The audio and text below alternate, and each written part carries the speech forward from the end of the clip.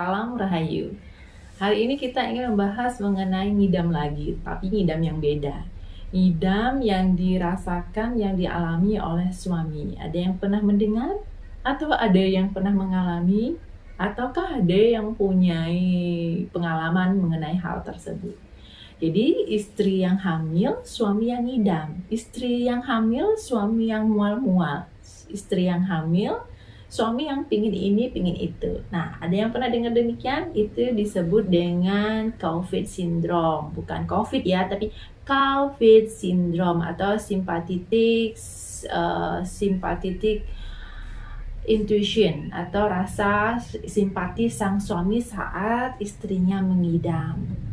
Kenapa hal tersebut muncul? Karena sang suami ikut merasakan, ikut melihat, dan ikut menemani proses sang istri dalam proses kehamilannya mulai dari PP test yang positif, kemudian dari itu ada rasa ketidaknyamanan pada sang istri, rasa pusing, kelelahan, letih, fatigue, atau mungkin sang istri perutnya semakin membesar, jalannya sudah kesusahan, tidurnya pun terganggu, dan bahkan timbul rasa mual, rasa muntah-muntah. Nah, itu yang menyebabkan rasa simpati kepada suami, sehingga dengan demikian sang suami pun turut merasakan apa yang dirasakan sang istri.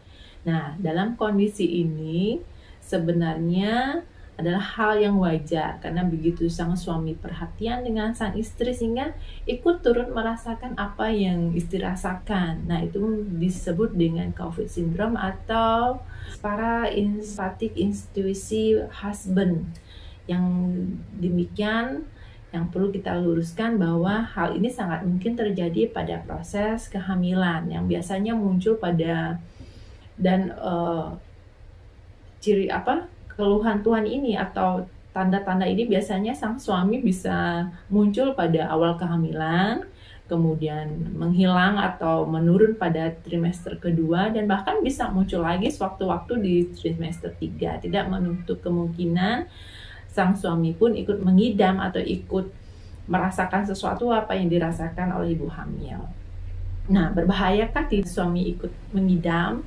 Tentu saja apabila suami mengidam dalam batasan yang wajar, itu tidak membahayakan, asalkan bisa dikontrol dan dikondisikan. Oke? Lalu bagaimana cara mengatasi sang suami mengidam atau yang disebut dengan COVID syndrome ini? Yang pertama adalah jalin rasa komunikasi.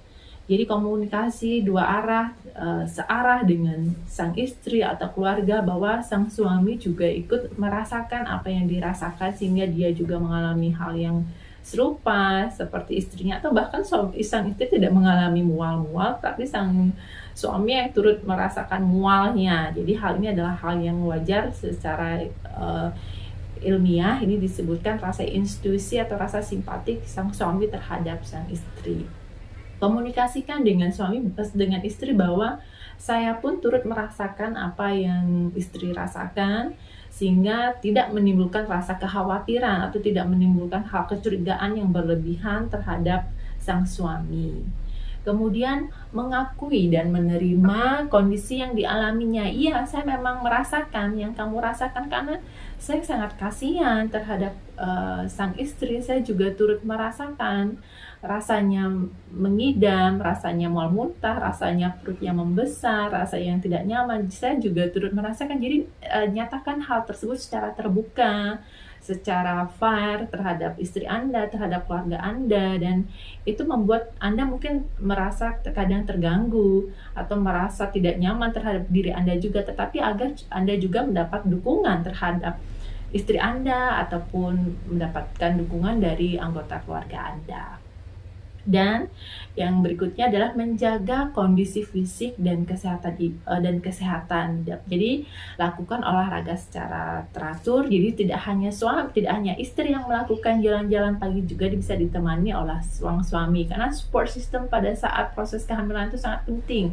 Jadi berupa coping, ketenangan dari orang terdekat itu memberikan rasa rileks, rasa yang nyaman, rasa yang tenang, rasa yang damai terhadap si ibu, sehingga memberikan rasa nyaman.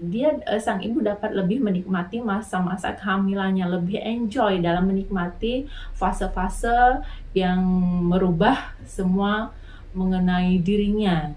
Yang pertamanya tidak mual memakan sesuatu, memakan ikan. Nah, pada saat dia hamil dia tiba-tiba mual. Jadi perlu adanya dukungan dari sang suami ataupun orang terdekatnya. Dan yang keempat adalah istirahatlah dengan cukup. Jadi tidak hanya ibu hamil yang perlu istirahat, sang suami juga perlu istirahat. Karena apa?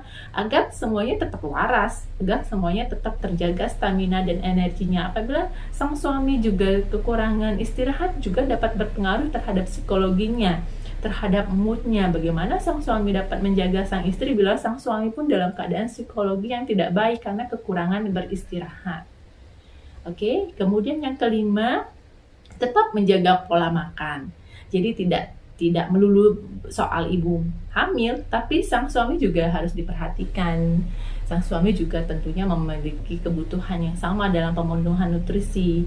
Hindari makanan-makanan yang dapat memacu proses pencernaan yang terlalu lama, seperti hindari makanan yang fast food, yang makanan yang banyak mengandung pengawet, pemanis. Nah, itu karena dapat menimbulkan banyak kalori sehingga menguras tenaga Anda. Jadi terlalu kenyang, kemudian tidurnya lama, malah bikin energinya berkurang. Salah satunya adalah mau tetap mengatur pola makan dengan menu makanan seimbang. Tetap harus ada 4 warna di dalam piring Bapak atau sang suami: karbohidrat, kemudian protein hewani dan nabati, kemudian ada vitamin dan mineralnya yang dari buah-buahan dan sayur-sayuran. Dan jangan lupa tetap mengkonsumsi minum. Tidak hanya ibunya yang wajib minum, tapi sang suami juga tetap wajib minum minimal 2 liter per hari agar tetap waras dan tetap happy dalam menjaga sang istri dalam proses kehamilannya.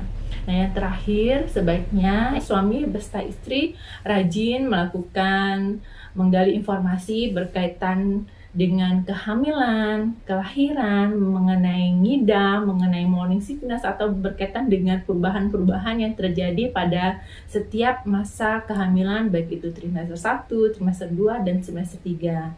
Lakukanlah konsultasi dengan tenaga yang profesional agar mendapatkan informasi dan penata laksanaan yang lebih tepat.